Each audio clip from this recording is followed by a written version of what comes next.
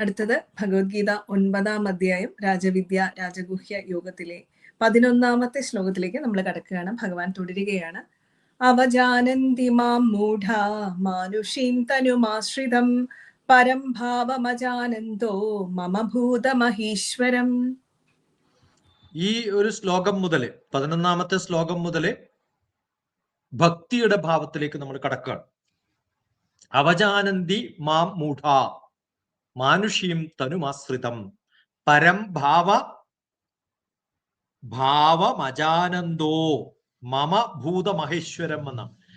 ഇവിടെയാണ് ഭക്തി വരുന്നത്. ശരിക്ക് എല്ലാത്തിൻ്റെയും ആശ്രയം എന്ന് പറയുന്ന ഒരു പരമഭാവം അറിയാത്ത കുറെ ആരുണ്ട്? മൂഢന്മാരൊക്കെ ഉണ്ട്, മന്ദബുദ്ധികളുണ്ട് ഇവിടെ. ആ മന്ദബുദ്ധികളോട് പറയാണ്, എന്റെ മനുഷ്യരൂപം കൈക്കൊണ്ടവനായി നീ തെറ്റിദ്ധരിക്കുന്നു, എന്നെ കൃത്യമായിട്ട് നീ തിരിച്ചറിയുന്നില്ല. അപ്പോ ഞാനും നീ ഒന്നൊക്കെയാണെന്ന് പറഞ്ഞ ഭഗവാൻ എന്നെ തിരിച്ചറിയുന്നില്ല എന്ന് പറയുമ്പോൾ തന്നെ നമുക്ക് അർത്ഥം മനസ്സിലായി. അദ്വൈതത്തിൽ നിന്ന് ദ്വൈതത്തിൽ നിന്ന് അദ്വൈതത്തിലേക്കൊക്കെ ചാടിക്കൊണ്ടിരിക്കുന്ന ഭഗവാനെ നമുക്കിവിടെ കാണാൻ പറ്റും. അപ്പൊ യഥാർത്ഥത്തിൽ ഞാൻ ഭൂതവസ്തുക്കളുടെ എല്ലാം ഉള്ളിലുണ്ടെങ്കിലും ഞാനൊരു ഈശ്വരനാണ്. അപ്പൊ ഭക്തിയോടുകൂടി വേണം എൻ്റെ അടുത്ത് എത്താൻ എന്ന് ഭഗവാൻ പറയാണ്. ഇതില് ഭൂതമഹേശ്വരം മമ പരം എന്നാണ്. സകല ഭൂതങ്ങളുടെയും മഹേശ്വരനായ ഭാവം അജാനന്ദ മൂഢാഹ, എന്റെ ശ്രേഷ്ഠഭാവം അറിയാത്ത മൂഢന്മാര് മാനുഷീം തനു ആശ്രിതം, അവര് മനുഷ്യദേഹത്തെ മാത്രം ആശ്രയിച്ചിരിക്കുന്നു. മെറ്റീരിയലിസ്റ്റിക് ആണ്, അല്ലെങ്കിൽ പ്രകൃതിയിലുള്ള സംഭവങ്ങൾ മാത്രമാണ് എന്നെ ഇൻഫ്ലുവൻസ് ചെയ്യുന്നൊരു ധാരണയിലൊക്കെയാണ് ഇരിക്കുന്നത്. മാം അവജാനന്തി, അത് എന്നെ നിന്ദിക്കുന്നവരാണ്, അതുകൊണ്ട് മൂഢന്മാരാണ്. മാനുഷീം തനു ആശ്രിതം, അങ്ങനെയുള്ള ആൾക്കാരായി മാറരുത്. സകല ചരാചരങ്ങളുടെയും മഹേശ്വരനായ എൻ്റെ യഥാർത്ഥ സ്വരൂപം. അപ്പൊ പറയുന്ന സമയത്ത് ഭഗവാൻ എന്ന ഒരു സൃഷ്ടികർമ്മത്തിൽ ഭഗവാന്റെ ഒരു എക്സിസ്റ്റൻസ് ഇവിടെ പറഞ്ഞു വെക്കുകയാണ് ഭഗവാൻ. അത് മനസ്സിലാക്കാൻ കഴിയാത്ത മൂഢന്മാർ എന്ന് വെച്ചാൽ എന്നെ ഭഗവാനായിട്ട് കാണാൻ സാധിക്കാത്തവര് എന്താവുന്നു? ഈ മൂഢന്മാര് മനുഷ്യദേഹത്തെ ആശ്രയിച്ച് ജീവിക്കുന്നവരാണ്. അതിലപ്പുറം ഒരു കോൺഷ്യസ്നെസ് ഉണ്ട്, ഒരു എനർജി ഉണ്ട്. ആ ഭക്തിഭാവത്തിലേക്ക് അവരെത്തുന്നില്ല.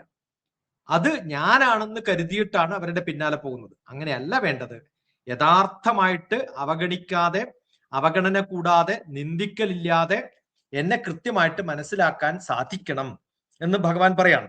ഇപ്പൊ ഇത് അടുത്ത ഒരു 10-ാമത്തെ അധ്യായം 11-ാമത്തെ അധ്യായത്തിലേക്ക് എത്തുമ്പോൾ ഈ വിശ്വരൂപ ദർശനം ഒക്കെ പറയുന്ന സമയത്തേക്കും അതിനുള്ള ഒരു ഇൻട്രൊഡക്ഷൻ ആയിട്ട് നമ്മൾ കാണും. ഞാൻ സാധാരണക്കാരനല്ല, ഞാൻ ഈശ്വരനാണ് എന്നൊക്കെ ഭഗവാൻ ഭഗവത്ഗീതയിൽ ആദ്യമായിട്ട് പറയാണ്. ഇതിനു മുമ്പ് എവിടെയും പറഞ്ഞിട്ടില്ല ഭഗവാൻ. അതുകൊണ്ടാണ് ഞാൻ പറഞ്ഞത് ഭാവം ഭക്തി വേണം എന്ന് സ്ഥാപിച്ചെടുക്കുന്നതാണ് 11 മുതൽ ഇനിയുള്ള 19-ാമത്തെ ശ്ലോകം വരെ. അപ്പൊ ഇവിടെ വിശ്വരൂപം എന്നിലുണ്ട്, ഞാനാണ് ഈ ലോകം, ഞാൻ എന്ന ഈശ്വരനാണ് ഇതിന്റെയൊക്കെ എക്സിസ്റ്റൻസ്. അത് വിഭൂതി യോഗം കഴിഞ്ഞിട്ട് വിശ്വരൂപ ദർശന യോഗത്തിലേക്കുള്ള ഒരു ഇൻട്രൊഡക്ഷൻ ആയിട്ട് വേണമെങ്കിൽ ഈ 9-ാമത്തെ അധ്യായത്തിൽ 11-ാമത്തെ ശ്ലോകം കാണും. 11-ാമത്തെ ശ്ലോകം 9-ാമത്തെ അധ്യായത്തിൽ 11-ാമത്തെ അധ്യായത്തിന്റെ ഒരു ഇൻട്രൊഡക്ഷൻ ആയിട്ട് കണ്ടാൽ മതി. അടുത്തത് ഭഗവത്ഗീത 9-ാം അധ്യായം രാജവിദ്യ രാജഗുഹ്യ യോഗത്തിലെ 12-ാമത്തെ ശ്ലോകത്തിലേക്ക് നമ്മൾ കടക്കുകയാണ്. ഭഗവാൻ തുടരുകയാണ്. മോഖാശാമോഖ കർമ്മ ജ്ഞാന രാക്ഷസീമാസുരീം ചൈവ പ്രകൃതിം മോഹിനീം ശ്രിതാം. മോഖാശ മോഖ കർമാണോ. മോഖാശ ഒരു വ്യർത്ഥമായിട്ടുള്ള ആശയമുള്ളവരും പാഴ്വേലകളിൽ പെട്ടിട്ടുള്ളവരും ഒക്കെ ആയിട്ടുള്ള മോഖ കർമാണോ, മൂഢന്മാരായിട്ടുള്ള വ്യക്തികൾ ചെയ്യുന്നതിൽ അതിന്റെ ഗുണമറിയാതെ നിഷ്ഫലമായ അറിവുകളില്ലാത്ത അവിവേകികളായിട്ടുള്ള വ്യക്തികള്, ഈ വ്യക്തികള് രാക്ഷസീം ആസുരീം, രാക്ഷസർക്കും അസുരന്മാർക്കും ചേരുന്ന തരത്തില്, മോഹിനീം ച, മോഹകരമായിട്ടുള്ള കാര്യങ്ങളിൽ മാത്രം, നിർമോഹമായിട്ടുള്ള കർമ്മങ്ങളല്ല, മോഹം മാത്രം വെച്ചിട്ട് ചെയ്യുന്ന കർമ്മങ്ങൾ, പ്രകൃതിം ഏവ ശ്രിതാഹ. പ്രകൃതിയെ തന്നെ ആശ്രയിച്ചുകൊണ്ട്, ലോകത്തിൽ എന്താണോ വേണ്ടത് അത് തിരിച്ചറിയാതെ, ഏത് ആശയമാണോ കൃത്യമായിട്ട് മനസ്സിലാക്കേണ്ടത് അത് മനസ്സിലാക്കാതെ, വ്യർത്ഥമായ ആഗ്രഹങ്ങൾ മുന്നോട്ട് വെച്ചിട്ട് പാഴ്വേലകൾ മാത്രം ചെയ്യുന്ന കുറെ വ്യക്തികൾ, നിഷ്ഫലമായ അറിവുള്ള, കർമ്മം ചെയ്യാൻ സാധിക്കാതെ അവിവേകികളായിട്ടുള്ള, രാക്ഷസീയമായിട്ടുള്ള, ആസുരികമായിട്ടുള്ള പല ഗുണങ്ങളും ചേർന്നിട്ടുള്ള, തമോ ഗുണ പ്രധാനമായിട്ടുള്ള, രജോ ഗുണ പ്രധാനമായിട്ടുള്ള മോഹ കാര്യങ്ങൾക്ക് മാത്രം, മായ സ്വഭാവങ്ങൾക്ക് മാത്രം ആശ്രയിച്ച് വരുന്നവരെ ഭഗവാൻ എപ്പോഴും അങ്ങനെയാണ്. നല്ല ഭഗവാന്റെ രൂപത്തിലേക്ക് കാണാൻ സാധിക്കുന്നവരുടെ ഒരു എക്സ്പ്ലനേഷൻ, അല്ലെങ്കിൽ ആ ഈശ്വര ചിന്ത വേണമെന്ന് പറഞ്ഞാൽ അതില്ലാത്തവരെ ഉടനെ തന്നെ എടുത്തു കാണിച്ച് ഛേദിച്ച് മനസ്സിലാക്കി, ഭേദിച്ച് മനസ്സിലാക്കി, ആരെ എവിടെയൊക്കെ എങ്ങനെയൊക്കെ കാണണമെന്ന് നമുക്ക് കൃത്യമായിട്ട് പറഞ്ഞു തരും. അത് ഭക്ഷണം കഴിക്കുന്ന കാര്യത്തിലും, കുടിക്കുന്ന കാര്യത്തിലും, ധനം സമ്പാദിക്കുന്ന കാര്യത്തിലും, അന്യന്റെ അപഹരണം മാത്രം എന്തെങ്കിലുമൊക്കെ കിട്ടാൻ വേണ്ടിയിട്ട് മാത്രം ജോലി ചെയ്യുന്നവരുടെ, അത്തരം സ്വഭാവം ഉള്ള കുറെ ആൾക്കാരുടെ, ക്രൂര കർമ്മങ്ങളിൽ മാത്രം പ്രവർത്തികൾ ചെയ്യുന്ന ആൾക്കാരുടെ, ആ അവിവേകികളുടെ കാര്യങ്ങളൊക്കെ പറഞ്ഞു തന്നുകൊണ്ട് ഭഗവാൻ യഥാർത്ഥ ഭക്തന്മാരിലേക്ക്, നമ്മളെ ഭക്തന്മാർ ഇവരൊക്കെയാണ് എന്ന് നമുക്ക് പറഞ്ഞു തരാനുള്ള ശ്രമത്തിലേക്കാണ്. ആദ്യം നന്മയുടെ കാര്യം പറഞ്ഞു, പിന്നെ തിന്മയുടെ കാര്യം പറഞ്ഞു, എന്നിട്ട് ഇവ സെപ്പറേറ്റ് ചെയ്ത് പറയുമ്പോഴാണ് നമുക്ക് എന്താണ്, എങ്ങനെയാണ് ആവേണ്ടത് എന്ന് നമ്മളെ പഠിപ്പിക്കാൻ വേണ്ടിയിട്ടുള്ള ശ്രമത്തിലാണ് ഭഗവാൻ മുന്നോട്ട് പോകുന്നത്. അടുത്തത് ഭഗവത്ഗീത 9-ാം അധ്യായം രാജവിദ്യ രാജഗുഹ്യ യുഗത്തിലെ 13-ാമത്തെ ശ്ലോകത്തിലേക്ക് നമ്മൾ കടക്കുകയാണ്. ഭഗവാൻ തുടരുകയാണ്. മഹാത്മാനസ്തു മാം പാർത്ഥ ദേവീം പ്രകൃതിമാശ്രിത ഭജന്ത്യന്യന്യ മനസ്സോ ജ്ഞാത്വാ ഭൂതാദിമവ്യയം.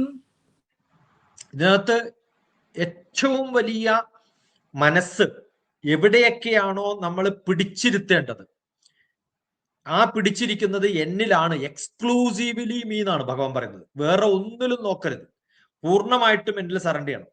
അങ്ങനെ ഒരു പരമമായിട്ടുള്ള ഭക്തി, പരമമായിട്ടുള്ള ശക്തി, പരമമായിട്ടുള്ള ഗ്രേറ്റസ്റ്റ് സോൾ ആണ് എൻ്റെ അവസ്ഥ എന്ന് ഭഗവാൻ പറയുമ്പോൾ, ഈ ലോകം കംപ്ലീറ്റ് റൺ ചെയ്യുന്നത്, പ്ലേ ചെയ്യുന്നത്, മൂവ് ചെയ്യുന്നത് ഞാനാണ് എന്ന് പറയുമ്പോൾ, അതിലേക്ക് എങ്ങനെ ഈ സംസാരങ്ങളെയൊക്കെ, ഈ ലോകത്തിലുള്ള എല്ലാ ജീവജാലങ്ങളെയും എങ്ങനെയാണ് അതിലേക്ക് കോൺസെൻട്രേഷൻ വരുത്തേണ്ടത്, കോൺസെൻട്രേറ്റ് ചെയ്യിപ്പിക്കേണ്ടത് എന്നാണ് ഇവിടെ. മഹാത്മനസ്സു മാം പാർത്ഥ, ഏ പാർത്ഥ എന്തു ചെയ്യണം? അനന്യമാനസ ഭജന്തി എന്നാണ്. അന്യചിന്തകൾ കൂടാതെ ഭജിക്കണമെന്ന് നമ്മൾ പണ്ട് കേട്ടിട്ടുണ്ട്. അനന്യശ്ചിന്തയന്തോ മാം യേ ജനാ പര്യുപാസത എന്ന് 22-ാമത്തെ ശ്ലോകത്തിൽ വരും. ഇനി അതിനുള്ള ഒരു ഇൻട്രൊഡക്ഷൻ ആണ്. ഈ വരാൻ പോകുന്നതിൽ ഏറ്റവും പ്രാധാന്യമുള്ള ശ്ലോകം 9-ാമത്തെ അധ്യായത്തിൽ 22-ാമത്തെ ശ്ലോകമാണെന്ന് ഞാൻ ഇൻട്രൊഡക്ഷൻ പറയുമ്പോൾ പറഞ്ഞു. അതിലേക്കുള്ള ഒരു തുടക്കമായിട്ട് ഈ 13-ാമത്തെ ശ്ലോകത്തെ നമുക്ക് കാണാം. ഇവിടുന്ന് ഒരു 9 ശ്ലോകം കൂടി പോയി കഴിഞ്ഞാൽ അവിടത്തേക്ക് എത്തി. അവിടെ പറയുന്നതെന്ന് അനന്യമാനസ ഭജന്തി, അന്യചിന്തകൾ കൂടാതെ ഭജിക്കുന്ന ആള് എന്നാണ്. ആ ഭജിക്കുന്നത് കർമ്മത്തിന്റെ ടോട്ടൽ ഇൻവോൾവ്മെന്റ് ആയിട്ട് നമ്മൾ കരുതിയാൽ മതി. മാം അവ്യയം ഭൂതാദിം ജ്ഞാത്വാ, ഒരു നാശവുമില്ലാതെ ഭൂതകാരണമായിട്ടിരിക്കുന്ന എന്നെ എന്ന് വെച്ചാൽ എല്ലാ കർമ്മങ്ങളും ചെയ്തുകൊണ്ടിരിക്കുന്ന അവസ്ഥയിലേക്ക് പൂർണ്ണമായും കർമ്മത്തിൽ നമ്മൾ അത്തരത്തിലുള്ള ബാക്കിയുള്ളവർക്ക് വേണ്ടി നന്മ ചെയ്യാൻ സാധിക്കുന്ന തരത്തിലുള്ള കർമ്മങ്ങളിൽ നമ്മൾ ഇടപെടുമ്പോ ദൈവം പ്രകൃതി ആശ്രയ, ഈ ദൈവം എന്ന് പറയുന്ന എന്താണ്, ദ ഹോൾഡ് ഇൻ പാരാ അല്ലെങ്കിൽ പരാശക്തി എന്ന് പറയുന്ന ഒരു ശക്തി ഉണ്ടല്ലോ, എല്ലാത്തിനെയും റൺ ചെയ്യുന്നത് ഭഗവതിയാണ്, ഭഗവാനാണ് എന്ന് നമ്മുടെ വിശ്വാസം. ആ ദൈവിയായ പ്രകൃതിയെ ദൈവീം പ്രകൃതിയും ആശ്രിത എന്നാണ്. ആ ദൈവിയായിട്ടുള്ള പ്രകൃതിയെ ആശ്രയിച്ചു കഴിയുന്ന എല്ലാ മഹാന്മാരും എന്ത് ചെയ്യണം? ഈ പ്രകൃതിയിൽ നമ്മുടെ ഭാവം എന്താണോ, എന്ത് കർമ്മമാണോ അത് നടത്തിക്കൊണ്ടേയിരിക്കണം. അത് അനന്യമാനസ ഭജന്തി, വേറെ ചിന്തകളൊന്നുമില്ലാതെ ചെയ്തുകൊണ്ടേയിരിക്കണം. അല്ലയോ അർജുന, ഇവിടെ അർജുന എന്നാണ് ഉപയോഗിച്ചിരിക്കുന്ന വാക്ക്. പാർത്ഥ, മാം പാർത്ഥ, എന്റെ പാർത്ഥ, എന്റെ തേരാളി എന്ന് പറഞ്ഞ അർത്ഥം നീയാണ് ഇതിനെയൊക്കെ റൺ ചെയ്യുന്നത്. ഈ മഹാത്മാക്കളുടെയൊക്കെ കർമ്മങ്ങളില് മുന്നോട്ട് പോകുന്ന സമയത്ത് മുന്നോട്ട് പോകാനുള്ള ഈ ഒരു ഭഗവാന്റെ തേരിലിരുന്നിട്ട് പോകുന്ന സമയത്ത് ഞാൻ കൊണ്ടുപോകുന്ന കൺട്രോളിലൂടെയാണ് പോകുന്നത്. അതുകൊണ്ട് എന്റെ ചങ്ങാതി, എന്റെ അർജുന, എന്റെ പാർത്ഥ, നീ എന്റെ കൂട്ടുകാരാ, എന്റെ കൂടെ നിന്ന് ചെയ്യേണ്ടതാണ്. ഓരോ കർമ്മങ്ങളും അറിഞ്ഞ് ഏകാഗ്രതയോടുകൂടി സ്വഭാവം ഒരിക്കലും വിട്ടുപോകാതെ ശ്രമം, മതം, ദയ, ശ്രദ്ധ എല്ലാം കൂടി ചേർന്നില്ല. ശമം, ദമം, ദയ, ശ്രദ്ധ എല്ലാ രൂപങ്ങളും കൂടി സ്വഭാവത്തെ ശ്രദ്ധയോടുകൂടി മുന്നോട്ട് കൊണ്ടുപോകാൻ സാധിക്കണം. എല്ലാ ഭൂതങ്ങൾക്കും ഈ കഴിവുണ്ടാവട്ടെ. അതിനുള്ള ആദി കാരണക്കാരൻ ഞാനാകുന്നു എന്ന് അന്യചിന്തകളൊന്നുമില്ലാതെ ഏകാഗ്രമായി എന്നിൽ ഭജിക്കേണ്ടതാകുന്നു. രാഗദ്വേഷം ഉണ്ടാവരുത്. അതൊക്കെ വെടിഞ്ഞിട്ട് വേണം അന്ധക്കരണ ശുദ്ധിയോടുകൂടി മഹാത്മാക്കള് ഇതിനൊക്കെ പുറപ്പെടണം എന്ന് ഭഗവാൻ ഉദ്ഘോഷിക്കുകയാണ് ഇവിടെ ചെയ്യുന്നത്. 14-ാമത്തെ ശ്ലോകം.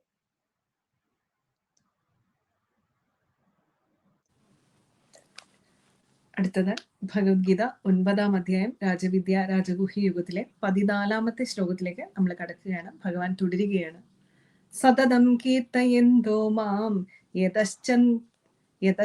യതന്തശ്ച ദൃഢവ്രതാ നമസ്യന്തശ്ച മാം ഭക്ത്യാ നിത്യയുക്ത ഉപാസതേ.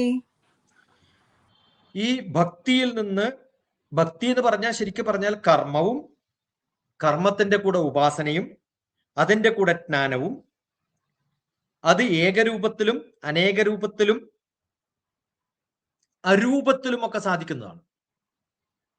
ഏകരൂപത്തിലും അനേക രൂപത്തിലും അരൂപത്തിലും സാധിക്കുന്നതാണ് നമ്മുടെ ഉപാസന. അത് 11 മുതൽ 19 വരെ നമ്മൾ കാണുമ്പോ സതതം കീർത്തയന്തോ മാം, ഏത് തരത്തിലാണോ നമ്മുടെ ഓരോ സതതം മാം കീർത്തയന്ത, എപ്പോഴും എന്നെ കീർത്തനം ചൊല്ലി ചൊല്ലി ചൊല്ലി ചൊല്ലി ചൊല്ലി നല്ലപോലെ പ്രയറോടുകൂടി മൂഢവൃത യതന്ത,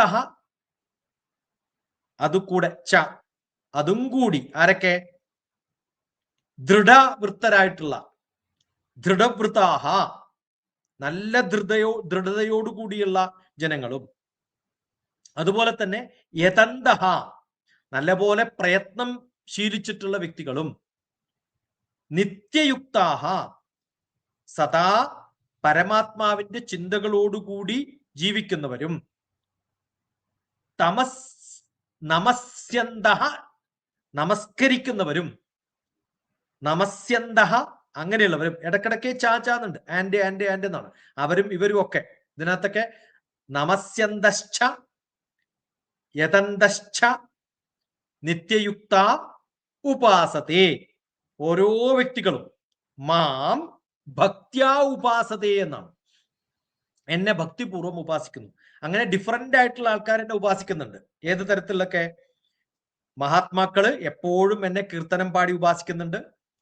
ഉറച്ച നിഷ്ഠയുള്ള ആൾക്കാർ ആധ്യാത്മിക കാര്യങ്ങളിൽ മാത്രം, അവര് സാധാരണ കാഷ്വൽ ഭക്തന്മാരല്ല, ആധ്യാത്മിക കാര്യങ്ങളിൽ മാത്രം പ്രയത്നശീലികൾ ആയിട്ടുള്ള ആൾക്കാർ, നമസ്കാരം ചെയ്തിട്ട് മാത്രം ചെയ്യുന്നവരുണ്ട്. സദാ പരമാത്മചിന്തയുള്ള കുറെ ആൾക്കാർ എന്നെ ഭക്തിയോടുകൂടി ഉപാസിക്കാറുണ്ട്. ഇതേപോലെ ഭഗവാൻ പണ്ട് പറഞ്ഞിട്ടുണ്ട്, ചതുർവിധേ ഭജന്തേ മാം എന്ന് പറഞ്ഞത്. അതുപോലെ ഇവിടെയും ഭഗവാൻ വ്യത്യസ്തമായിട്ടുള്ള തരത്തില് ഉപാസിക്കുന്ന ജനങ്ങളെ കുറിച്ച് പറയാണ്. അപ്പൊ ഇതൊക്കെ ഭക്തിയുടെ വ്യത്യസ്ത ഭാവങ്ങൾ എങ്ങനെയൊക്കെയാണ് ഭഗവാന്റെ അടുത്ത് എന്ന് എനിക്കറിയാം എന്ന് വെച്ചാൽ ഭക്തി എന്താണെന്ന് ഡിഫൈൻ ചെയ്ത് മനസ്സിലാക്കിച്ചു കൊടുക്കുകയാണ്. ഇത് ഏത് തരത്തിൽ ചെയ്താലും ഇവരൊക്കെ എന്റെ ഗ്രൂപ്പ് പെട്ടിട്ടുള്ളവരാണ് എന്ന് ഭഗവാൻ പറയാണ്. അടുത്തത് ഭഗവത്ഗീത 9-ാം അധ്യായം രാജവിദ്യ രാജഗുഹ്യ യുഗത്തിലെ 15-ാമത്തെ ശ്ലോകത്തിലേക്ക് നമ്മൾ കടക്കുകയാണ്. ജ്ഞാനയജ്ഞേന ചാപ്യന്യേ യജന്തോ മാമുപാസതേ ഏകത്വേന പൃഥക്ത്വേന ബഹുധാ വിശ്വതോ മുഖം. ബ്യൂട്ടിഫുൾ ആയിട്ടുള്ള ശ്ലോകമാണ്. ഏത് തരത്തിലൊക്കെയാണ് വ്യത്യസ്തമായിട്ടുള്ള മെത്തഡോളജികളില് വ്യത്യസ്തമായ വിധത്തില് എന്നെ ഓരോരാളും ഉപാസിക്കുന്നത്. ജ്ഞാനം കൊണ്ട് ഉപാസിക്കുന്നവരുണ്ട്, അതാണ് ജ്ഞാന. യജ്ഞേന, യജ്ഞം കൊണ്ട് ഉപാസിക്കുന്നവരുണ്ട്. ചാപ്യേന എന്ന് പറഞ്ഞ അർത്ഥം ച അപി അന്യേ, അതുകൂടാതെ ആൻഡ് അപ്പി ഇപ്പോ അന്യേ മറ്റു പലതരത്തിലും യജന്തോ മാം ഉപാസത്തെ ഓരോ ജനങ്ങളും വ്യത്യസ്തമായ തരത്തില് എന്നെ ഉപാസിക്കുന്നു. അങ്ങനെ ഉപാസിക്കുന്ന വ്യക്തികൾ ഓരോ വ്യത്യസ്ത തരത്തില് ഏകത്വേന പൃഥക്ത്വേന എന്നാണ്. ഏത് ഭേദത്തില് വ്യത്യസ്തമായ ഭാവത്തില് ഓരോ ഭേദഭാവങ്ങൾ വെച്ചിട്ട് അനേകമായിട്ടുള്ള വ്യത്യസ്തമായ ഭാവത്തില് ഏകതരത്തിലായാലും വേണ്ടിയിട്ടില്ല, വ്യത്യസ്ത തരത്തിലായാലും വേണ്ടിയിട്ടില്ല. അതാണ് ഞാൻ നേരത്തെ പറഞ്ഞത്. ഉപാസന ഏകരൂപത്തിലാവാം, അനേക രൂപത്തിലാവാം, അതല്ലെങ്കിൽ അരൂപത്തിലാവാം. ബഹുധാ ഓരോ തരത്തിൽ വ്യത്യസ്തമായിട്ടുള്ള രൂപത്തില് വിശ്വതോ മുഖം ലോകത്തിലുള്ള എല്ലാവരും വ്യത്യസ്തമായിട്ടുള്ള രൂപത്തില് വിശ്വരൂപനായ എന്നെ വിശ്വതോ മുഖം വിശ്വരൂപത്തിനായിട്ടുള്ള ഞാൻ എന്നെ പലതരത്തില് എല്ലാവരും എന്നെ ഉപാസിക്കാറുണ്ട്. അത് വ്യത്യസ്തമായ ഭാവത്തിലാണ്, വ്യത്യസ്തമായ രൂപത്തിലാണ്, ഏകരൂപത്തിലാണ്, അനേക രൂപത്തിലാണ്, അതേപോലെ രൂപമില്ലാണ്ടുമാണ്. ഇങ്ങനെ മറ്റു ചിലർ ഏകഭാവത്തിലും ഭേദഭാവങ്ങളോടുകൂടിയും അനേകഭാവത്തിലും ജ്ഞാന യജ്ഞ പൂജ ഈ 3 തരത്തില് സർവാത്മന പൂജിക്കുകയും ഉപാസിക്കുകയും ചെയ്യുന്ന കുറെ ആൾക്കാരുണ്ട് ഈ ലോകത്ത്.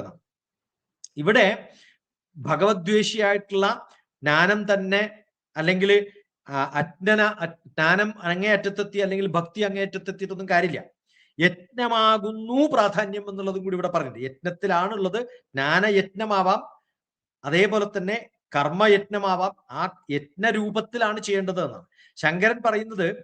ഈ ജ്ഞാനം തന്നെ പല വിധത്തില് ഒരു വസ്തുവിനെ ഒന്നേ ഉള്ളൂ അല്ലെങ്കിൽ വ്യത്യസ്തമാണ് എന്ന് ദർശിക്കാൻ സാധിക്കുന്ന ഈ അദ്വൈത സിദ്ധാന്തത്തിന്റെയൊക്കെ കഥ നമ്മൾ ഈ വാക്കിലൂടെയൊക്കെ നമ്മൾ കാണണം. പരമാത്മാവ് തന്നെയാണ് ശരീരവും പ്രകൃതിയും പൃഥ്വക്ഭാവത്തിൽ നിന്നാണ് പ്രകടമാകുന്ന ദാർശനികമായ ഭാവം പല വിധത്തില് ഉപാസിക്കുന്ന ജനങ്ങളില് നമ്മൾ ഇതൊക്കെ കാണാൻ സാധിക്കുന്നു. ജ്ഞാനോപാസകന്മാര് ഏകത്വത്തിന്റെയും നാനാത്വത്തിന്റെയും പരമാത്മാവിന്റെ ദർശിക്കുന്ന വിധത്തില് പലതരത്തിൽ ഉപാസിക്കാൻ സാധിക്കുന്നവരാണ് എന്ന് ഈ ശ്ലോകത്തിന്റെ സാരമായിട്ട് നമുക്ക് കാണാൻ.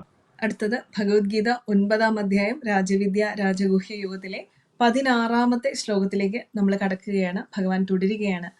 അഹം ക്രതുരഹം യജ്ഞ സ്വതാഹമഹമൗഷധം മന്ത്രോഹമഹമേ വാജ്യം അഹമഗ്നിരഹം ഹുദം. ഇതില് വളരെ രസകരമായിട്ടുള്ള ദേവന്മാർക്ക് ഓരോ യജ്ഞം ചെയ്യാനുണ്ടെന്നും ഋഷിയും യജ്ഞവും ഒക്കെ ഞാനാണെന്നും പിതൃക്കൾക്കായി ചെയ്യുന്ന കർമ്മങ്ങളും എനിക്ക് വേണ്ടിയിട്ടാണെന്നും നമ്മൾ ചെയ്യുന്ന മരുന്നും മന്ത്രവും ഒക്കെ എനിക്ക് വേണ്ടിയിട്ടാണെന്നും ആ മരുന്നും മന്ത്രവും ഞാൻ തന്നെയാണെന്നും നിങ്ങൾ ഹോമിക്കുന്ന ഹോമം എനിക്ക് വേണ്ടിയാണെന്ന് ധരിക്കേണ്ട കാര്യമില്ല. അതിൽ കൊടുക്കുന്ന നെയ്യും ഞാനാണ്. ആ നെയ്യ് എവിടെയാണോ അർപ്പിക്കുന്നത് ആ അഗ്നിയും ഞാനാണ്. ഇതിൽ ഒന്നിൽ നിന്നും വിട്ടുനിൽക്കാൻ എനിക്ക് സാധിക്കാത്ത വിധത്തില് it is who I am in everywhere. എല്ലാ വേദിക് റിച്വലുകളിലും എല്ലാ യജ്ഞഭാവത്തില്, വേദിക് റിച്വൽ എന്ന് പറഞ്ഞാൽ യജ്ഞഭാവത്തിൽ ചെയ്യുന്ന എല്ലാ കർമ്മങ്ങളിലും എന്ന അർത്ഥമുണ്ട്. നമ്മൾ ചെയ്യുന്ന ഹവിസ്സുകൾ, ഭക്ഷണം കഴിക്കുന്നത് പോലും യജ്ഞഭാവത്തിലാണ് എന്ന് സങ്കല്പിക്കുന്നവരാ നമ്മൾ. അപ്പോ എന്റെ ഉള്ളിൽ വർത്തിക്കുന്ന ഫയർ എന്ന് പറയുന്ന എന്നെ ദഹിപ്പിക്കുന്ന ദഹനത്തിന്റെ ശക്തിയും ഞാനാണ്. അതിലിടുന്ന ഭക്ഷണവും ഞാനാണ്. ആ ഓഫറിങ്ങും ഞാനാണ് എന്നൊക്കെ പറയാണ്. അപ്പോ ഈ ഒരു അവസ്ഥയിൽ വേണം നമ്മൾ ചെയ്യുന്ന എല്ലാ കർമ്മങ്ങളെയും കാണാൻ എന്ന് പറയുമ്പോൾ ഭക്തിയുടെ ഏത് ലെവലിലാണ് ഭഗവാൻ പറയുന്നതെന്ന് കാണാം. ഒരു വേദ സമാനമായ ഒരു യജ്ഞ സമാനമായ ഋഷി എങ്ങനെയാണോ യജ്ഞം ചെയ്യുന്നത് അതുപോലെ എന്റെ കർമ്മങ്ങളൊക്കെ യജ്ഞ സമാനമാവണം എന്നാണ്. കൃതു അഹം യാഗം ഞാനാകുന്നു. യജ്ഞ അഹം അതിൽ ഉപയോഗിക്കുന്ന ഓരോ ഹവിസ്സും ഞാനാകുന്നു. അതിന്റെ യജ്ഞവും ഞാനാകുന്നു, കർമ്മവും ഞാനാകുന്നു. സ്വധാ അഹം പിതൃക്കൾക്കായിട്ടുള്ള പിതൃകർമ്മം ചെയ്യുന്ന സമയത്ത് നിങ്ങൾ കൊടുക്കുന്ന അന്നവും ഞാനാവുന്നു. അത് ഭക്ഷിക്കുന്ന പിതാവും ഞാനാവുന്നു എന്നാണ്. കൊടുക്കുന്ന നമ്മളും ഭഗവാൻ തന്നെയാണ്. ഔഷധം അഹം ഈ മരുന്നും ഞാനാവുന്നു. മന്ത്രമഹം മന്ത്രവും ഞാനാവുന്നു. ആജ്യം അഹം ഹോമദ്രവ്യങ്ങളും ഞാനാവുന്നു, ഹവിസ്സും ഞാനാവുന്നു. അത് ഏതിലാണോ ദഹിപ്പിക്കാനിടുന്ന അഗ്നിയും ഞാനാവുന്നു. ഹുതം അഹം ഏവാ, ആഹൂതിയും ഞാനാവുന്നു എന്നാണ് പറയുന്നത്. എന്നെ ഒഴിവാക്കാൻ പറ്റുന്ന ഒരു ചിന്തയും നിങ്ങൾക്ക് വേണ്ട. വിവിധ കർമ്മങ്ങളിലും അതിലുള്ള ഘടകങ്ങളിലും ഒന്നിലും വേർപെടാതെ ഓരോ വസ്തുക്കളിലും, ഓരോ കർമ്മങ്ങളിലും, ഓരോ ഉണ്മയിലും, ഓരോ പരമാത്മാവിലും, ഓരോ ജീവസ്സിലും, ഓരോ ഓജസ്സിലും ഭഗവാൻ ഇരിക്കുന്നുവെന്ന് വ്യക്തമായിട്ട് ഭഗവാൻ പറയുകയാണ്. ഇതിലപ്പുറം ഒരു ഭക്തി എങ്ങനെയാണ് ഡിഫൈൻ ചെയ്യുക? ഭഗവാൻ തന്നെ പറഞ്ഞു തരികയാണ് നമുക്ക്. നമ്മൾ വലിയ ഭാഗ്യവാന്മാരെ കേൾക്കാൻ സാധിക്കുക എന്നുള്ള വലിയ ഭാഗ്യം. അതും TPC പോലെ ഒരു ശാസ്ത്രജ്ഞനിൽ നിന്ന് കേൾക്കാൻ സാധിക്കുക എന്ന് പറയുന്നത് ഏറ്റവും വലിയ ഭാഗ്യമാണ്. കാരണം ഇത് ഇത്രയും ഭംഗിയായിട്ട് മാറ്ററും എനർജിയും എല്ലാം കൂടി ചേർത്ത് പറഞ്ഞു തരുമ്പോൾ നമുക്ക് സത്യം പറഞ്ഞാൽ ഒരു ഇൻസെപ്പറബിൾ എന്നുള്ള ഒരു സിറ്റുവേഷനിലാണ് നമുക്ക് ഫീൽ ചെയ്യുന്നത്. ഭഗവാൻ നിറഞ്ഞു നിൽക്കാത്ത ഒരിടവും ഇല്ല എന്നുള്ള ഒരു ഫീലിംഗ്. അതായത് നമ്മുടെ ബോഡിയിലായാലും നമ്മുടെ ആക്ഷൻസിലായാലും നമ്മുടെ തോട്ട്സിലായാലും ചിന്തകളിലായാലും എല്ലാം ഭഗവാനാണെന്നുള്ള ഒരു റിയലൈസേഷനിലോട്ടാണ് TPC നമ്മളെ എത്തിക്കുന്നത്. അല്ല, നമ്മൾ സാധാരണ പറയാറില്ലേ, വിളക്ക് എന്ന് പറയുമ്പോൾ നമ്മൾ ആ ഒരു വിളക്ക് എന്ന് പറയുമ്പോൾ തെളിഞ്ഞ വിളക്കാണ് നമ്മുടെ മനസ്സിൽ. ജഡമായ വിളക്കിനെ നമ്മൾ വിളക്കെന്ന് പറയാറ് പോലും ഇല്ല. നമ്മുടെ കണ്ണ് എന്ന് പറയുന്ന സമയത്ത് കണ്ണല്ല, കാണുന്ന കാഴ്ചയുടെ ഭാവത്തെയാണ് നമ്മൾ കണ്ണായിട്ട് കാണുന്നത്. ഒരാളുടെ പേര് പറയുമ്പോൾ അയാളുടെ ഭാവത്തെയാണ് നമ്മൾ കാണുന്നത്. അപ്പൊ ജഡവും ആ ജഡത്തിലിരിക്കുന്ന ജീവനും വ്യത്യസ്തമായിട്ട് നമുക്ക് കാണാൻ സാധിക്കുകയില്ല. അത് പരസ്പര പൂരകങ്ങളാണ്. ആ ബോധം നമുക്ക് ഉണ്ടാവുമ്പോൾ ഭഗവാൻ എന്ന് പറയുമ്പോൾ നമ്മുടെ ഭാവത്തിൽ തന്നെ ഭഗവാൻ ഉണ്ടാവുമെന്നാണ്. ഭഗവാൻ എന്ന വാക്കിന് തന്നെ അർത്ഥതാണ് ഏറ്റവും വലുത് എന്ന അർത്ഥം. ഞാൻ എത്രത്തോളം ഉയരുന്നു അത്രത്തോളം ഭഗവാന്റെ അടുത്തേക്ക് എത്തിക്കൊണ്ടേയിരിക്കും. ഡാൻസറും ഡാൻസും തമ്മിൽ സെപ്പറേറ്റ് ചെയ്യാൻ സാധിക്കില്ല എന്നൊക്കെ പറയുന്നു. പേഴ്സണാലിറ്റി ഡെവലപ്മെന്റ് എന്ന് പറയാറില്ലേ നമ്മൾ? പേഴ്സണാലിറ്റി ഡെവലപ്പ് ചെയ്തെത്തുമ്പോൾ നമ്മൾ നല്ലോണം പേഴ്സണാലിറ്റി ഡെവലപ്മെന്റ് കോഴ്സ് ഒക്കെ ചെയ്താൽ നമ്മൾ ഇവിടെ എത്തും സുപ്രീം പേഴ്സൺ. ആ സുപ്രീം പേഴ്സൺ ആണ് ഭഗവാൻ. കറക്റ്റ്. ഭയങ്കര വളരെ മനോഹരമായിട്ടായിരുന്നു ആ ഒരു ശ്ലോകം വിവരിച്ചത്. നമ്മുടെ മനസ്സിൽ പതിഞ്ഞ്. ഗീത 9-ാം അധ്യായം രാജവിദ്യ രാജഗുഹ്യ യോഗത്തിലെ 17-ാമത്തെ ശ്ലോകത്തിലേക്ക് നമ്മൾ കടക്കുകയാണ്. ഭഗവാൻ തുടരുകയാണ്.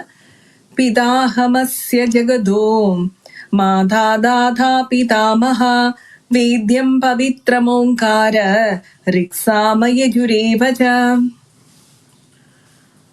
അസ്യ ജഗതഃ പിതാ, ഈ ജഗത്തിൽ പിതാവും മാതാവും. മാതാ പിതാമഹ ധാതാ, പിതാമഹനും അതിന്റെ കർമ്മഫലം കിട്ടുന്ന ദാതാവും.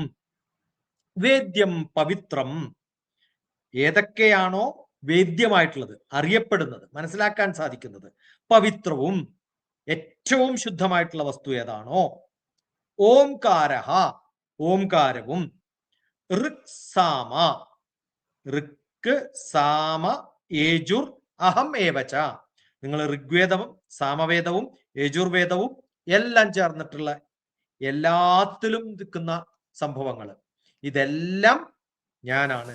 ഐ ആം ദ, ഞാനാണ് അതൊക്കെ എന്ന് പറയാം. ജഗത്തിലെ പിതാവും മാതാവും പിതാമഹനും ജീവികൾക്ക് കർമ്മങ്ങളുടെ കൂടെ ഫലത്തെ കൊടുക്കുകയും അറിയപ്പെടുകയും അത് പരിശുദ്ധമായിട്ട് കാണുകയും ഓരോ വസ്തുവിലും നമ്മൾ കാണുന്ന പ്രണവമന്ത്രവും ഋക് സാമ യജുർ വേദങ്ങളിലും ഒക്കെ അതിലൊക്കെ ചൊല്ലുന്ന ഓം എന്ന ശബ്ദമായാലും ച എന്ന വാക്ക് ഇടക്കിടക്കെ പറയുന്നുണ്ട്. അത് അതും ഇതും അതും ഇതും കൂട്ടി കൂട്ടി കൂട്ടി കൂട്ടി കൊണ്ടുപോകാൻ വേണ്ടി അതും കൂടെ ഉണ്ട്. യജു രേവച എന്ന് പറയുന്നത് എല്ലാം, എക്സെട്ര എന്ന് നമ്മൾ പറയാറില്ലേ, ആ എക്സെട്ര എന്ന വാക്ക് അവിടെ ഉപയോഗിച്ചിട്ടുണ്ട്. അത് അഥർവവേദവും, കാരണം ഇവിടെ പറഞ്ഞിട്ടുള്ളത് ഋഗ്വേദ സാമവേദ യജുർ ഏവച എന്നാണ് പറഞ്ഞിരിക്കുന്നത്. അപ്പൊ ഋഗ്വേദം യജുർവേദം സാമവേദം 3 പറഞ്ഞ് നിർത്തിയിട്ടൊന്നുമില്ല. ഋക് സാമ യജുരേവ എന്ന് പറഞ്ഞ് നിർത്തിയിട്ടില്ല. എങ്ങനെ അതേതാവും? അത് എന്തായാലും അഥർവവേദവും കൂടി ആവും എന്ന് ശങ്കരാചാര്യര് പറഞ്ഞു വെച്ചിട്ടുമുണ്ട്. അപ്പൊ എല്ലാ വേദങ്ങളിലും ഞാൻ ഇരിക്കുന്നു എന്ന് ഭഗവാൻ പറയുകയാണ്. ആ പ്രപഞ്ചത്തിന്റെ ആത്മരൂപത്തിൽ ഓരോ സ്ഥലത്തും ഭഗവാന്റെ മാഹാത്മ്യം കൃത്യമായിട്ട് വർണ്ണിക്കുന്ന, നമ്മളിൽ ഭക്തി ഉണ്ടാക്കിയെടുക്കാൻ വേണ്ടി ശ്രമിക്കുന്ന ശ്ലോകങ്ങളാണ് നമ്മൾ കാണുന്നത്. ഇനി ഒരു 2 ശ്ലോകവും കൂടി 18ഉം 19ഉം ശ്ലോകം കൂടി തീരുമ്പോഴത്തേക്കും ആ ഭാഗം കൃത്യമായിട്ട് ഭഗവാൻ ഭക്തി ഉണ്ടാക്കിയെടുക്കാൻ വേണ്ടിയിട്ടുള്ള ഒരു ശ്രമമാണ് ഈ ശ്ലോകങ്ങളിലൊക്കെ നമുക്ക് ഭഗവാന്റെ പ്രസൻസ് എന്തിലൊക്കെ ഉണ്ട്, എവിടെയൊക്കെ ഉണ്ടെന്ന് നമുക്ക് പറഞ്ഞു തരാൻ വേണ്ടിയിട്ടുള്ള ഉദ്യമമാണ് കേൾക്കുന്നില്ല. ഭഗവാൻ നടത്തുന്നതെന്ന് നമുക്ക് മനസ്സിലാവും. 18ാമത്തെ ശ്ലോകം. അടുത്തത് ഭഗവത്ഗീത 9ാം അധ്യായം രാജവിദ്യ രാജഗുഹ്യ യോഗത്തിലെ 18ാമത്തെ ശ്ലോകത്തിലേക്ക് നമ്മൾ കടക്കുകയാണ്. ഭഗവാൻ തുടരുകയാണ്. ഗതിർഭർത്താ പ്രഭു സാക്ഷി നിവാസ ശരണം സുഹൃദ് പ്രഭവ പ്രളയസ്ഥാനം നിധാനം ബീജമവ്യയം. കർമ്മങ്ങളിലെല്ലാം ഫലം നൽകുന്നവനും ജഗത്തിനെ ഭരിക്കുന്നവനും നിയന്ത്രിക്കുന്നവനുമായിട്ടുള്ള എല്ലാം സാക്ഷി രൂപത്തില് പ്രവർത്തിക്കുന്നത് നോക്കി പലതിലും ഇൻവോൾവ് ചെയ്യാതെ ഓരോ സ്ഥലത്തും വ്യത്യസ്തമായിട്ട് വേണ്ടടുത്തൊക്കെ വേണ്ട വിധത്തിൽ മാത്രമൊക്കെ പ്രഭവ പ്രളയസ്ഥാനം നിദാനം ബീജമവ്യയം. ഓരോ പ്രളയമുണ്ടാവുമ്പോഴും പ്രഭവമുണ്ടാവുമ്പോഴും ഒക്കെ അതിന്റെ ബീജസ്ഥാനത്ത് നിദാനമായിട്ട് കാര്യകാരണകാരനായിട്ട് ഞാൻ ഇരിക്കുമ്പോ നിക്ഷേപം, അതുപോലെ തന്നെ നാശം, ലയം, എല്ലാത്തിൻ്റെയും ആധാരമായിട്ടുള്ള ബീജം അഹം, ബീജവും ഞാനാകുന്നു എന്നാണ്. ഗതിം ഭർത്ത, ഒരു പ്രാപ്യസ്ഥാനവും ഭരിക്കുന്നവനും. ആരാണോ ഭരിക്കുന്നത് അയാൾ ഭർത്താവാണ്. ഗതിം, അവിടത്തേക്ക് പോകുന്നവനും. പ്രഭു സാക്ഷി, ആരാണോ നിയന്ത്രിക്കുന്നത് അതിൽ സാക്ഷിയായി നിയന്ത്രിക്കാതെ അനങ്ങാതെ നോക്കി നിൽക്കുന്ന ഒരു ജസ്റ്റിസിന്റെ പണിയെടുക്കുന്ന ഒരാളായാലും അഡ്മിനിസ്ട്രേറ്ററുടെ പണിയായാലും. നിവാസ ശരണം, എല്ലാറ്റിൻ്റെയും ഇരിപ്പിടവും ആശ്രയവും. ബൃഹത് പ്രഭവ, ഒരു ഹിതം എവിടെയാണോ, കാര്യങ്ങൾ എവിടെയാണോ, അതിന്റെ ഉദ്ഭവസ്ഥാനം എവിടെയാണോ, ഇതൊക്കെ കൃത്യമായിട്ട് മനസ്സിലാക്കി അവിടെയൊക്കെ വേണ്ട വിധത്തിൽ ആധാരത്തിന്റെ സ്ഥലത്ത് ആധാരവും ലയിക്കേണ്ട സ്ഥലത്ത് ലയമായിട്ടും സർവത്തിലും ഒരു നിക്ഷേപസ്ഥാനത്തിൽ ഒരിക്കലും നശിക്കാതെ ബീജവും കാരണവും ഒക്കെയായിട്ട് ഉൽപ്പത്തിയും അതിൻ്റെ പ്രവർത്തനവും ഒക്കെയായിട്ട് ഞാൻ തന്നെ നിലനിൽക്കുന്നു. അസാധാരണമായ ഒരു വ്യക്തിത്വം ഒരു മനുഷ്യൻ എന്ന രൂപത്തിലല്ല. സാധാരണ ഒരു വിത്ത് മുളച്ചു വരുമ്പോ അത് മുളക്കുന്ന വിധത്തില് ഏത് അവസ്ഥയിലാണോ വിത്ത്, ആ വിത്ത് നശിച്ചുകൊണ്ടാണ് മുള വരുന്നത്. വിത്തിനെ കവർ ചെയ്തിരിക്കുന്ന കവറിനെ പൊട്ടിച്ചുകൊണ്ടാണ് അതിൽ നിന്ന് നാമ്പ് പുറത്തേക്ക് വരിക. അതുപോലെ പരമാത്മാവ് എന്ന ബീജമാണ് ഞാൻ എന്ന് പറയുമ്പോൾ അതിനെ പൊട്ടിച്ചുകൊണ്ടാണ് പുറത്തേക്ക് വരുന്നത്. പക്ഷെ ആ പൊട്ടിക്കുമ്പോൾ ആ വിത്ത് നഷ്ടപ്പെടുന്നില്ല. അത് പിന്നെയും കുറെ വിത്തുകൾ ഉണ്ടാക്കാൻ വേണ്ടിയിട്ടാണ് വളരുന്നത്. അതുപോലെ ഓരോ ബീജത്തിലൂടെയും ഞാൻ വരുമ്പോ ഞാൻ തൽക്കാലം നശിക്കുന്നതായിട്ട് നിങ്ങൾക്ക് തോന്നുമെങ്കിലും പുതിയ ഉത്പത്തികൾ ഉണ്ടായി, അവിടെയൊക്കെ പുതിയ മാറ്റങ്ങൾ ഉണ്ടായി, ഒരിക്കലും നശിക്കാത്ത ബീജമായി പിന്നെയും പുനർജനിക്കുന്നത് പോലെ എന്ന ഒരർത്ഥവും ഇതിനകത്തുണ്ട്. ഭഗവാൻ ഓരോ ജന്മത്തിലും ഓരോ ജീവികളിലും പുനർജനിച്ച് എക്സിസ്റ്റൻസ് ഒരു തുടർച്ചയായിട്ട് ഒരിക്കലും നശിക്കാത്ത വിധത്തില് മുന്നോട്ട് കൊണ്ടുപോകുന്നു എന്നാണ്. അങ്ങനെ ഗതിർ ഭർത്ത പ്രഭു സാക്ഷി എന്നാണ്. ഏതാണോ കാരണക്കാരനായത്, ഏതാണോ യാത്ര ചെയ്യുന്നത്, ഏതാണോ ഭരിക്കുന്നത്, ഏതാണോ സാക്ഷിയായിട്ടുള്ളത്, നിവാസ വിറ്റ്നസ് ആയിട്ടിരിക്കുന്നത്. അതുപോലെ ശരണം സുഹൃത്ത്, ഏതിലാണോ ശരണം പ്രാപിക്കേണ്ടത് ആ രൂപത്തിലും നിദാനം ബീജമവ്യയം എന്നാണ്. അതിനൊക്കെ കാരണക്കാരനായിട്ടുള്ള ബീജമായിട്ടും കുരുന്നായിട്ടും അതിൻ്റെ വളർച്ചയായിട്ടും തുടർച്ചയായിട്ടും പൊട്ടിമുളക്കുന്നതായിട്ടും ഒക്കെ ഞാൻ എക്സിസ്റ്റ് ചെയ്യുന്നു എന്ന് ഭഗവാൻ പറയാണ്. 19ാമത്തെ ശ്ലോകം. വളരെ മനോഹരമായിട്ട് എന്ന് വെച്ചാൽ ഒരു ജീവിയുടെ റീപ്രൊഡക്ഷനിൽ അത് തന്നെ വീണ്ടും ജനിക്കുന്നു എന്നൊക്കെ പറയുന്നത് പോലെ അതിലെല്ലാം നമ്മൾ ഭഗവാനും കൂടെ ജനിക്കുകയാണ്, അല്ലെങ്കിൽ പ്രസന്റ് ആയിരിക്കുകയാണെന്ന് തോന്നുന്നു. അത്ര മനോഹരമായിട്ടാണ് അത് വിവരിച്ചിരിക്കുന്നത്. അടുത്തത് ഭഗവത്ഗീത 9ാം അധ്യായം രാജവിദ്യ രാജഗുഹ്യ യോഗത്തിലെ 19ാമത്തെ ശ്ലോകത്തിലേക്ക് നമ്മൾ കിടക്കുകയാണ്. ഭഗവാൻ തുടരുകയാണ്. തപാമ്യഹമഹം വർഷം നിഹൃണാമൃത്സ്യുജാമി ച അമൃതം ചൈവ മൃത്യുശ്ച സതസച്ചാഹമർജുന. വളരെ ബ്യൂട്ടിഫുൾ ആയിട്ടുള്ള ഈ ഭക്തിയുടെ ഒരു പാരമ്യത്തിൽ ഇവിടെ എത്തിയിട്ടാണ് ഭഗവാൻ നിർത്തുന്നത് ഭക്തിയുടെ കാര്യങ്ങൾ പറഞ്ഞിട്ട്. അതില് അർജുന എന്താണ്? അഹം തപാമി, അല്ലയോ അർജുന ഞാൻ ചൂട് നൽകുന്നു എന്ന് പറഞ്ഞ അർത്ഥം എന്താണ്? I am the radiating heat of the sun എന്ന് പറയാം. ഞാനാണ് സൂര്യന്റെ, ആ സൂര്യനും ഭഗവാൻ തന്നെയാണ്, സൂര്യന്റെ ചൂടും ഭഗവാൻ തന്നെയാണ്. അഹം വർഷം, ഞാൻ മഴയാവുന്നു. താപാമ്യ മഹം വർഷം, താപവും ഞാനാവുന്നു. അഹം താപാമി അഹം വർഷം. നിഗൃഹണാമി ഉത്സ്യജാമിച്ച, ഞാൻ എന്താവുന്നു? ഈ പെയ്യിക്കുന്നതും ചെയ്യിക്കുന്നതും ഒക്കെ ഞാൻ തന്നെയാവും. ഏത് തരത്തിലാണോ ഈ മഴയെ പെയ്യിക്കുന്നത്, ആ പെയ്യിപ്പിക്കുന്നത് ഞാൻ തന്നെയാണ്. അമൃതം ച മൃത്യു ച, അമൃത് മരണമില്ലായ്മ നൽകുന്നതാണ് അമൃത്, അതും ഞാൻ തന്നെയാണ്. അമൃതം ചൈവ മൃത്യുശ്ച മൃത്യു ചൈവ മൃത്യുഹ ച, മൃത്യുവും ഞാൻ തന്നെയാവും. സച്ച അസച്ച, സദ് കാര്യങ്ങൾ നല്ല കർമ്മങ്ങള് സത്തും, അസത് അസത്ത് ച സദസച്ച എന്ന് പറഞ്ഞ അർത്ഥം സത്തും അസത്തും, സത്തും അസത്തും ഇത് രണ്ടും ഞാൻ തന്നെയാണ്. ഏ അർജുന, എന്തൊക്കെയാണോ ഈ ലോകത്തുള്ളത്, നന്മയായാലും തിന്മയായാലും മഴയായാലും വെയിലായാലും മേഘങ്ങളായാലും സൂര്യനായാലും, മഴ വരുന്നത് മേഘത്തിൽ നിന്ന്, പ്രകാശം വരുന്നത് സൂര്യനിൽ നിന്ന്. അപ്പൊ മേഘവും ഞാൻ തന്നെ, പ്രകാശവും ഞാൻ തന്നെ. അർജുന, ഈ ലോകത്തില് ഇതൊക്കെ നിലനിൽക്കുന്നത്, ഏത് അനശ്വരമായ നശ്വരമായ ഏത് കാര്യങ്ങളും, സത്തായ അസത്തായ, ഉണ്മയുള്ളത് ഉണ്മയില്ലാത്തത്, ഏത് തപ്പി നോക്കിയാലും അതിനകത്തെ എന്റെ പ്രസൻസ് നിങ്ങൾക്ക് കാണാൻ പറ്റും. ഇവിടെ അസത്ത് എന്ന പദം സാധാരണഗതിയിൽ നമ്മൾ പറയുന്ന ദേഷ്യം പിടിക്കുമ്പോഴൊക്കെ അസത്തെ എന്ന് വിളിക്കാറുണ്ട്. ആ അർത്ഥമാണെന്ന് ധരിക്കരുത്.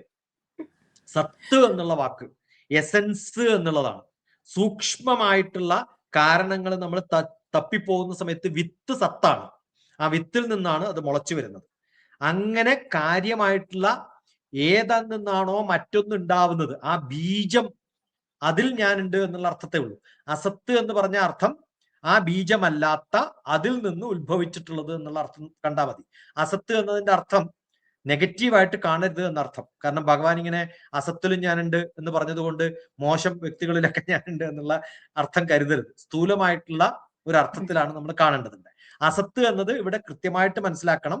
സത്ത് എന്ന വാക്ക് ബീജം എന്ന വാക്കിന്റെ ബീജമല്ലാത്തത് എന്ന് കാണിക്കാൻ വേണ്ടിയിട്ട് വിപരീതാർത്ഥത്തിലാണ് ഉപയോഗിച്ചിരിക്കുന്നത്. അതുകൊണ്ട് സൂക്ഷ്മാവസ്ഥയിലുള്ള സത്തും സൂക്ഷ്മമല്ലാത്ത പരമമായിട്ടുള്ള അവസ്ഥയിലുള്ളതിനെ അസത്വം എന്ന് വേണമെങ്കിൽ താല്പര്യത്തോടു കൂടി നമുക്ക് കാണാൻ സാധിക്കും. അങ്ങനെയാണ് ശങ്കരനൊക്കെ ഇതിനെ വ്യക്തമായിട്ട് മനസ്സിലാക്കി തരാറുള്ളത്.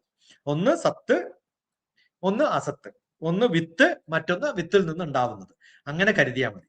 ഈ എല്ലാത്തിലും ഭഗവാനുണ്ട് എന്ന് പറഞ്ഞ് 11ാമത്തെ ശ്ലോകം മുതൽ 19ാമത്തെ ശ്ലോകം വരെ നമ്മൾ കണ്ടിട്ടുള്ളത് ഈ ഒരു ചാപ്റ്ററിൽ 9ാമത്തെ അധ്യായത്തിൽ നമുക്ക് ഭക്തിയുടെ മഹത്വം പറഞ്ഞു തരികയാണ്. മനുഷ്യൻ സാധാരണയായി പണത്തിൽ സുരക്ഷ നേടും, വീട്ടിൽ സുരക്ഷ നേടും, മക്കളിൽ സുരക്ഷ നേടും, അതൊന്നും അല്ല വേണ്ടത്. അവയിലൊക്കെ അപരാപ്രകൃതിയായിട്ട് ജീവിക്കുന്ന, ഏറ്റവും പ്രാധാന്യത്തോടുകൂടി നമ്മൾ നോക്കിക്കാണേണ്ട ഭക്തിയുടെ ഘട്ടങ്ങളില് കർമ്മലക്ഷണ ഭക്തി, ഉപാസന ലക്ഷണ ഭക്തി, ജ്ഞാനലക്ഷണ ഭക്തി, ഈ ഭക്തികളുടെയൊക്കെ നിഷ്കാമമായിട്ടുള്ള ഭക്തി, ഇതൊക്കെ കൃത്യമായിട്ട് നമുക്ക് ഓരോ ശ്ലോകങ്ങളുടെയും മോക്ഷം, ശാന്തി, നിത്യാനന്ദം ഇവയൊക്കെ എങ്ങനെ കിട്ടണം, ജനന മരണങ്ങളിൽ നിന്നൊക്കെ മോചനം നൽകാനുള്ള ഭഗവാന്റെ വലിയൊരു ലെസണാണ്, ഒരു പാഠമാണ് നമ്മൾ ഇവിടെ കണ്ടിട്ടുള്ളത്. ഇനി അടുത്ത കുറെ ശ്ലോകങ്ങൾ നമ്മൾ അടുത്ത ഭാഗം അടുത്ത ദിവസത്തേക്ക് നീട്ടി. നന്ദി, നമസ്കാരം. ഒരുപാട് നന്ദി TPC, ഇത്ര മനോഹരമായിട്ട് ഈ 19ാമത്തെ ശ്ലോകം വരെ വിവരിച്ചതിന്. അതും 9ാം അധ്യായമായിട്ടുള്ള അതിഗഹനമായിട്ടുള്ള രാജവിദ്യ രാജഗുഹ്യ യോഗത്തിനെ നമുക്ക് മനസ്സിലാകുന്ന രീതിയിൽ, കുറച്ച് എങ്കിലും ഞങ്ങൾക്കൊക്കെ ഗ്രഹിക്കാൻ പറ്റുന്ന രീതിയിൽ അവതരിപ്പിച്ചതിന് പാദ നമസ്കാരം.